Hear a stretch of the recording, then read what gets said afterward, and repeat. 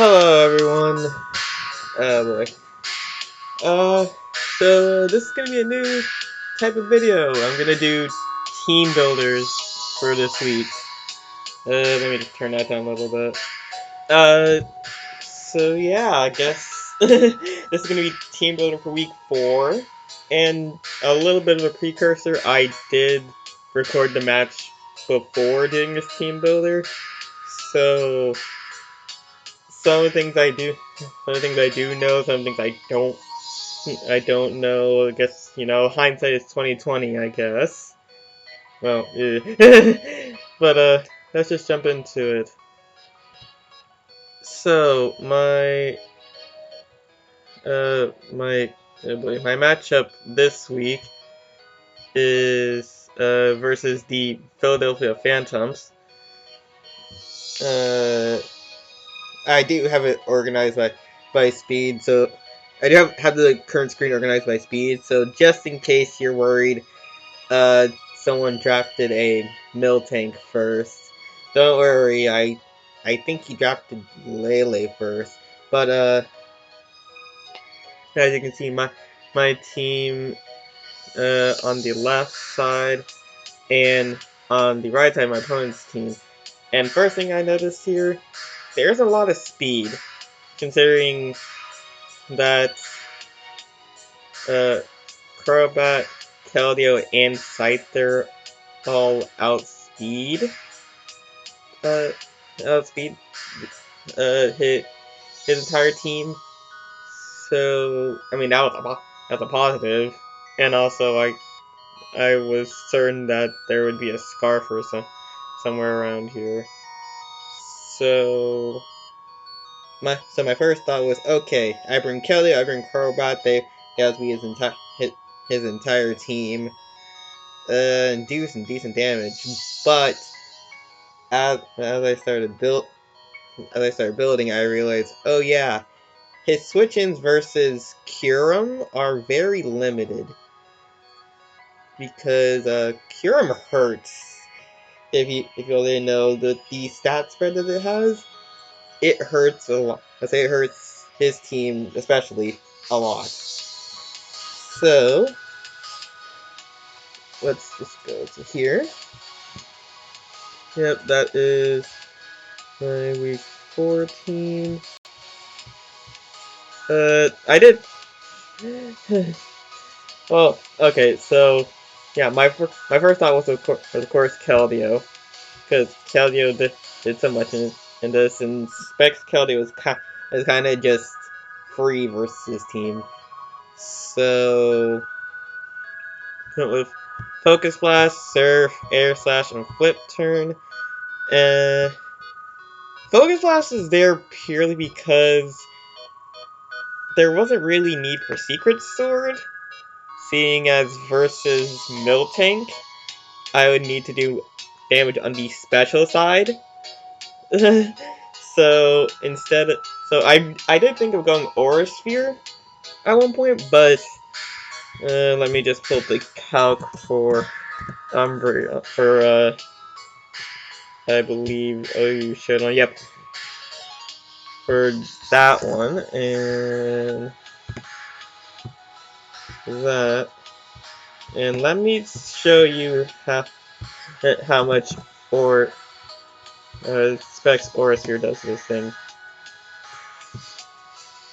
Okay, that's a I guess it was lower when I had originally put this set in, because I didn't have an item. But the fact that the Specs is not a guaranteed one-shot gives this thing a lot more reign to do whatever it wants. At least for Specs Focus Blast, uh I can at least have a chance of one-shotting and getting it off the field and out of sight, because the longer it stays on the field, the worse off it'll be, and I don't want a chance of having toxic and just spreading status to my entire team. But I put Flip Turn on there for switch initiative, just that way I'm not just deadlocked in every time I mean, hey, I could just go for split turn and get better positioning. That was my thought here. Next one of our newest additions to the team, RoDL Frost. I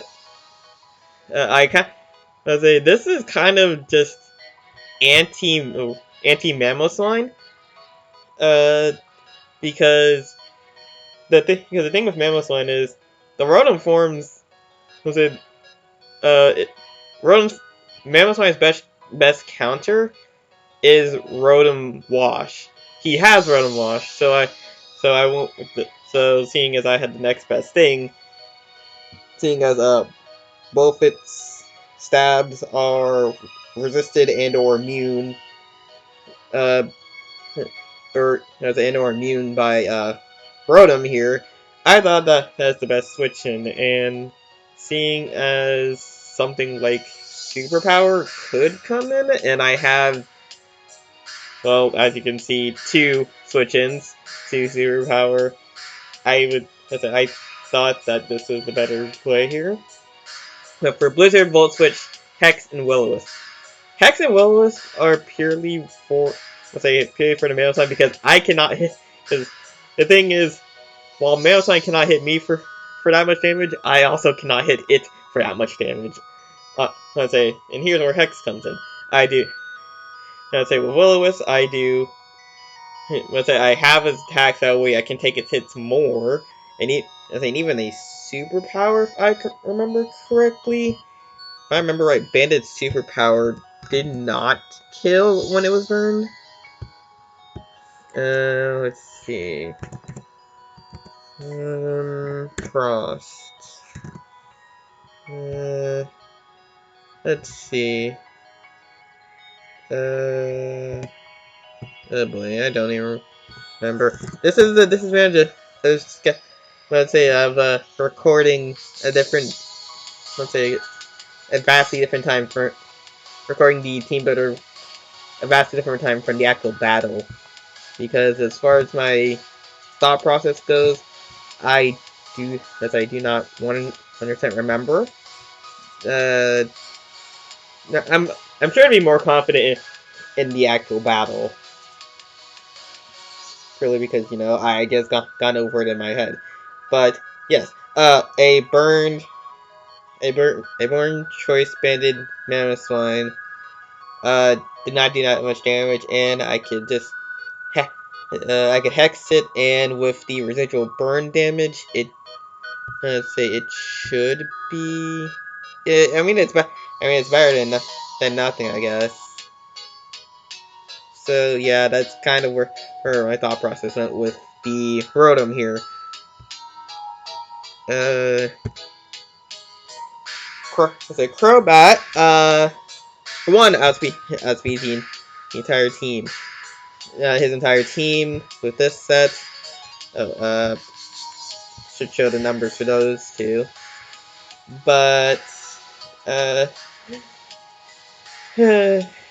went with Scarf Crobat purely in case of Scarf Lele. Scarf Lele is kind of a given here. Since a lot of things here take advantage of its speed tier, so I was fully expecting Scarf Lele, but with Brave Bird, Cross Poison, U-Turn Defog, Cross Poison, I believe does about 90%, if I remember correctly, to Tapu Lele, to Scarf Lele.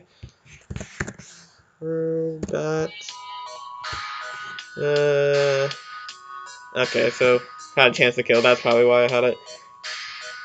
And given the fact that it could be switching in multiple times, I thought I had a pretty good chance to OHKO it.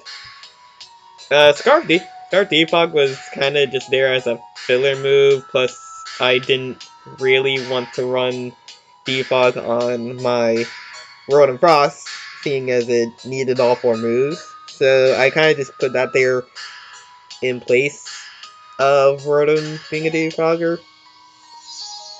And so it'd be great to to just get rid of terrain, even though terrain in this matchup only benefits Lele. I don't know. I'll keep default on there because rocks are hazards. Rocks are just gonna be annoying. Let's see. So here I have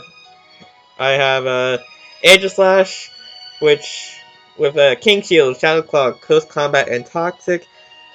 Basically, the thought process was whatever wants to take Shadow Claw does not want to take the Close Combat to the base. Toxic is there purely for Umbreon because even with synchronized it will not kill, and I am purposefully slower than zero speed. Than zero speed Umbreon purely so that way I could be in shield form whenever it attacks. And I do, let's say, and this set actually is very, let's say, actually switches to Lele very well.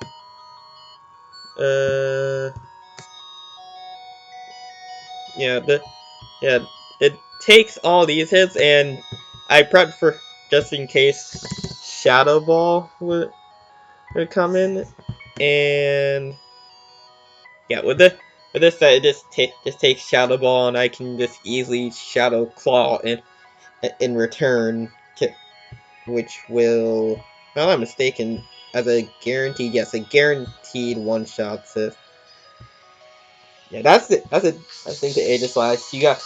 If you can play its stance change ability correctly, you can make it a menace.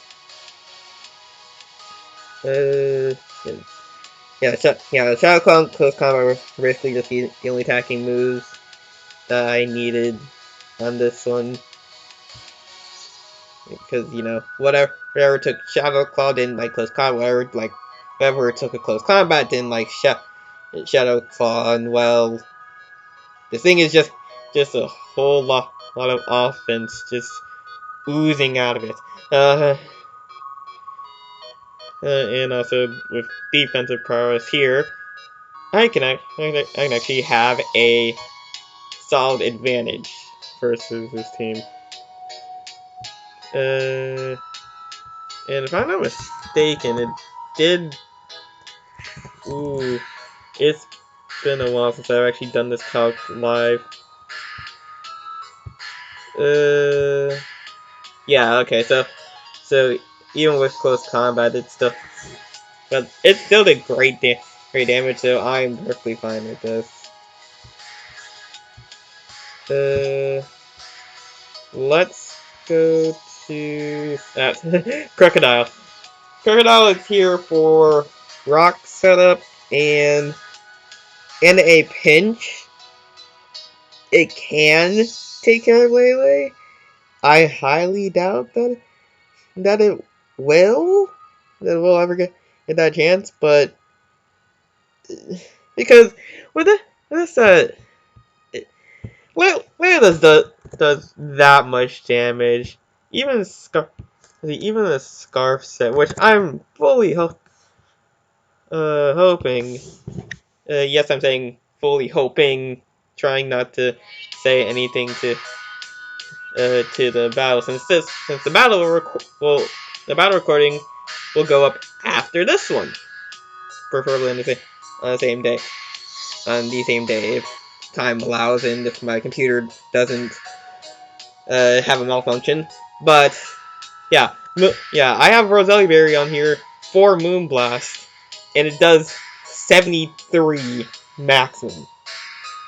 That is, let's say, that is pain. The speed stat is to outspeed Lucario, which is at base 90. And if it just pulls out Focus Blast, I'm kind of just done at that point. I do good damage, and honestly stop it from just auto-clicking Psychic all the time, but This thing hurts. That's why I went to. So I was like, okay, I'm gonna put Roselli Berry and hope for the best. So that because at least with Roselli Berry, if he just is spamming Moonblast, I can at least live one and get off an Iron Tail and hope that it hits. Hope that hits, and even if it doesn't kill, it's still putting you in the red. Meaning meaning that I can switch in something for like switch in something for later to kill it. And last but not least, Kyurem. Kyurem is I want a bulky Kyurem this week. Well, bulky, bulky with a decent amount of special attack investment because I was honestly debating on which Mon to have as my 6th Mon. I wanted to have Kyurem. It was between what? Kyurem, Scyther, yeah, it was between Kyurem, Scyther, and Gardevoir. Gardevoir basically made it so I had another weakness to Lele, but it would have been a good offensive answer to Umbreon. Scyther, while it is another defogger, clearly not one of the best defoggers, but it had the speed to make me consider it. But ultimately, I did go with Kyurem, and after playing around with a few numbers, honestly, just realizing that Kyurem just clicks Draco Meteor on literally everything, and the things that doesn't click Draco Meteor on, i.e. Lele, uh, doesn't take Flash Cannon too well. And if I can get it, and again, this is all based on the speculation of Scarf Lele. So, if I can get it locked in on a move that isn't super effective to Kyurem, I can click honestly whatever I want. Flash Cannon was for Lele, and Focus Blast is for Umbreon. Umbreon and Mamoswine, because Mamoswine does take Flash Cannon. It does live Flash Cannon, not too well, but it lives Flash Cannon while Focus Blast is a guaranteed kill and a necessarily harder hit on Umbreon. And yes, you may say he has a Steel type. Where's the Steel type? His Steel type is Lucario, and Draco Meteor does 40 minimum to Lucario. In which case I have a Crobat and an Aegislash and an Intimidate Crocodile just in case it wants to try something. So yep, three moves: Draco Meteor, Flash Cannon, Focus Blast, and Roost. Roost is there for longevity because it's going to be taking hits. It really is.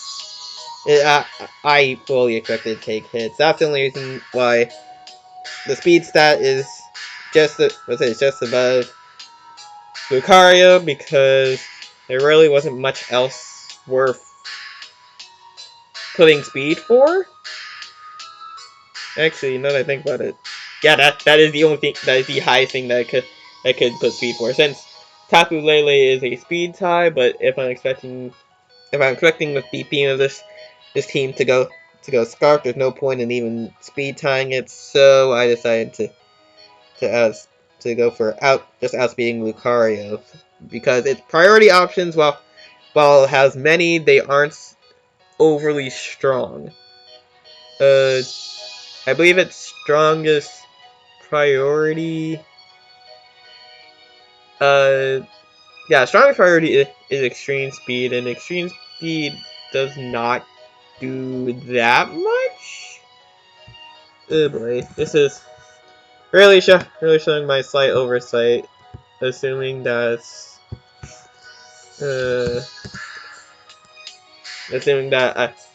that it is just regular life form. Yeah, okay, that's why I made this up, because exchange speed only does 30, while it does 46 minimum for Draco Meteor. So yeah, it doesn't appreciate Draco Meteor to the face. I'm saying, even with priority, its priority options, well, they are great. I'm not trying. I'm trying not to downplay Lucario, because I love Lucario. It just doesn't. Its priority options don't do well versus something this bulky. It's an interesting thing. That's why it's better stabs. Don't take advantage of the fact that it has numerous priority, and it's unfortunate. But yeah, that is my team. This is a quick little team builder. Honestly, I just want to get this team builder out before I uploaded week 4, because week 3's video, as you noticed, was a little bit laggy. So I decided to just record 2 different videos. One team builder, one for, let's say, one the actual battle. Just that way, you all can understand what calcs I have going into this battle. And well, hopefully I'll record before, but I just need to get myself together. But oh boy, I guess I'll see you in the next one. Till then, I've been ASD Game Saigon, coach of the Virginia Scissors, and you have a good one. Oh boy. There it is. Okay, you have a good. A little embarrassing, but you'll have a good one.